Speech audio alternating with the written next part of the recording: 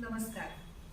आज आपल्याला मुद्रा म्हणजे काय आणि त्याचा शरीरावर आणि मनावर कशा पद्धतीने परिणाम होतो याची आपण माहिती घ्यायची आहे.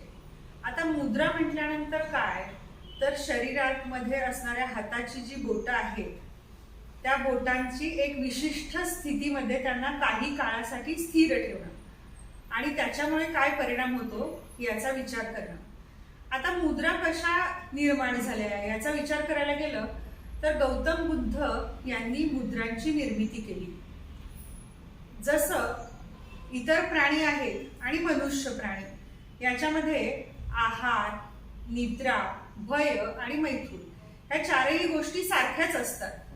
पण मनुष्यासाठी वेगळं काय आहे, तर मनुष्याला एक सद्सद विवेक बुद्धी दिलेली आहे. आपल्या जीवनाचं सार्थक करण्यासाठी धर्म, अर्थ, काम आणि मोक्ष हे चारही पुरुषार्थ साध्य करण्यासाठी आपल्याला आपली सद्सद विवेक बुद्धी वापरायला लागते आणि त्याच्यासाठी आपल्याला शरीर आणि मनाचा समतोल साधला पाहिजे. आणि याचा विचार करून गौतम बुद्धांनी या मुद्रांची निर्मिती केली. जसं सांगितलेलं आहे की इदम शरीरम पांचभौतिकम, तर याच्यामध्ये सृष्टी पांचभौतिकच आहे आणि शरीर पण पांचभौतिक आहे. याच्यात आपल्याला प्रत्येक बोटावर एक एक महाभूताचं प्रभुत्व आहे. जसं अंगठा किंवा अंगुष्ठ म्हटलं जातं, थंब, याच्यामध्ये आपल्याला अग्नितत्वाचं प्रभुत्व असतं. तर्जनी किंवा इंडेक्स फिंगर ज्याच्यावर आपल्याला वायुतत्वाचं प्रभुत्व असतं. मिडल फिंगर किंवा त्याला आपण मध्यमा म्हणू, याच्यावर आकाश तत्वाचं प्रभुत्व असतं. अनामिका किंवा रिंग फिंगर याच्यावर पृथ्वी तत्वाचं प्रभुत्व असतं आणि त्याचनंतर कनिष्ठिका किंवा करांगुली लिटिल फिंगर याच्यावर जलतत्वाचं प्रभुत्व असतं. आता ऋतुमानाचा विचार करायला गेलं तर वर्षा ऋतू याच्यामध्ये निसर्गामध्ये वायूचा प्रकोप झालेला असतो आणि त्याचा परिणाम आपल्या शरीरावर होतच असतो. मग आता वर्षा ऋतू म्हणजे साधारणपणे जून जुलै महिना किंवा आपण याच्या आधीचा ग्रीष्म ऋतूचा शेवटचा भाग आणि शरद ऋतूचा सुरुवातीचा भाग, या काळामध्ये निसर्गामध्ये वायूचा प्रकोप होत असतो. आता वायू तंत्र यंत्रधर म्हणतात त्याप्रमाणे मन आणि शरीर या दोन्हीला आपल्याला समतोल साधला पाहिजे. जेव्हा आपण वायू तत्वावर नियंत्रण करणार तेव्हा किंवा आपल्याला वायू तत्वावर साधारणपणे समतोल साधायचा असेल तर आपल्याला या मुद्रांचा चांगला उपयोग होतो. वायू तत्वाशी निगडीत असणाऱ्या मुद्रांमध्ये प्रणव मुद्रा, अपान वायू मुद्रा, ध्यान मुद्रा किंवा त्यालाच ज्ञान मुद्रा असं म्हटलं जातं. तर ह्या मुद्रांचा आपल्याला अभ्यास करायचा आहे. तर याच्यामध्ये पहिल्यांदा आपण ध्यान मुद्रा, वायू मुद्रा किंवा ज्ञान मुद्रा ही जी आहे मुद्रा त्याचा विचार करू. ही मुद्रा करताना अंगठ्याचं पहिलं पेर आणि पहिल्या बोटाचं पहिलं पेर जोडलं जातं.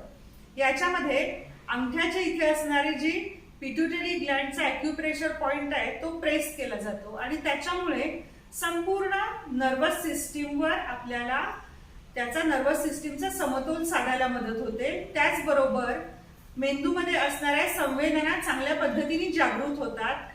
त्यामुळे मेंदूची कार्यक्षमता वाढते, सद्सद विवेक बुद्धी जागृत व्हायला मदत होते. मनावर नियंत्रण आल्यामुळे आपल्याला आपोआपच आत्मबल वाढलेलं लक्षात येतं, म्हणजे कॉन्फिडन्स लेवल वाढते. आणि शारीरिक दृष्ट्या विचार करायला गेलं तर ब्लड प्रेशर आणि ब्लड शुगर कंट्रोलमध्ये यायला याच्यामुळे मदत होते.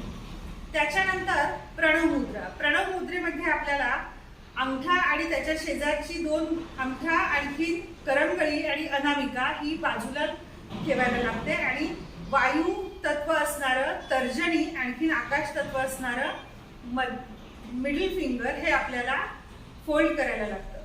याच्यामुळे तुम्हाला आकाश आणि वायू तत्वावर समतोल साधायला मदत होते. जेव्हा आपण प्राणायाम करत असतो, प्राणायाम करताना अनुलोम विलोम प्राणायाम करताना आपल्याला या प्रणव मुद्रेचा चांगला उपयोग होतो. अनुलोम विलोम प्राणायामामुळे आपल्याला डावी आणखी उजव्या दोन्ही बाजूचा समतोल साधला जातो, कारण इडा पिंगला ह्या दोन्ही नाड्यांचा त्याच्यामध्ये समतोल साधण्यास मदत होते. तर अशा प्रकारे आपल्याला प्रणव मुद्रेची शरीर आणखी मन स्वस्थ ठेवण्यासाठी उपयोगाला येते. त्याच्यानंतर येते अपान वायू मुद्रा. अपान वायू हा नाभीच्या खालच्या सगळ्या अवयवांवर नियंत्रण ठेवणारा असा आहे. तर अपान वायूचं काम काय आहे की मल साफ करणं, त्याच्यानंतर मासिक पाळीचं संतुलन साधणं, हार्मोनल बॅलन्स साधणं, ह्या सगळ्या गोष्टी अपान वायूच्या कार्यक्षेत्रामध्ये येतात. त्याच्यामध्ये जर बिघाड झाला तर पोटात गुडगुडणं, पोटात गॅसेस होणं, पोट साफ न होणं, ह्या तक्रारी सुरू होतात. अपान वायू मुद्रासाठी आपल्याला तर्जनी फोल्ड करायला लागते, ती अंगठ्याच्या तळाला ठेवायला लागते आणि त्याच्यानंतर अंगठा आणि मध्यमा आणि अनामिका हे जोडले जातात. ही अपान वायू मुद्रा. याच्यामुळे तुम्हाला अपान वायूशी रिलेटेड जे काही प्रॉब्लेम असतील ते पूर्ण कमी यायला मदत होते. तर आता मुद्रा ह्या केव्हा कराव्यात? तर याचं असं काही नाहीये की आपल्याला मुद्रा काही ठराविक वेळेतच करायला पाहिजे. पण ध्यान मुद्रा असेल, ज्ञान मुद्रा किंवा वायू मुद्रा ही मात्र तुम्हाला अनुलोम विलोम प्राणायाम हे जर करायचं असेल तर रिकाम्या पोटीच करायला लागेल.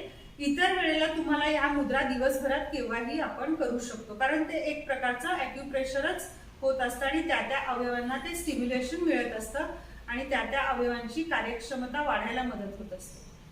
आता आपण इथेच थांबू. नमस्कार.